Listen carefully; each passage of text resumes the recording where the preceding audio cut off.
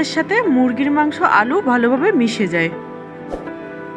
আর মাংসটাকে কিছুক্ষণ ভেজে নিব। কয়েক টুকরো টমেটো কিছুক্ষণ ভেজে নেওয়ার পর গুলিয়ে রাখা মশলাটাকে আমি দিয়ে দিব। দিয়ে আবারও ভালোভাবে নেড়ে দিব। এমনভাবে নেড়ে দিতে হবে যেন মশলার সাথে মাংস আলু ভালোভাবে মিশে যায়। এই রেসিপিটি আমি সহজ পদ্ধতিতেই করেছি, যে কেউ এই রেসিপিটি রান্না করতে পারবে।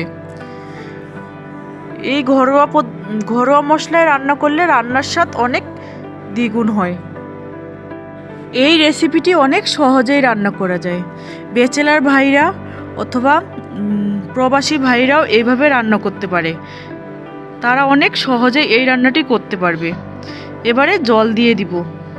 জল দিয়ে ঢেকে দিব। এর মধ্যে কিন্তু আমি 2-1 বার নেড়ে দিয়েছি। আবারও কিছুক্ষণ নেড়ে দিব যেন কড়াইয়ে লেগে না যায়।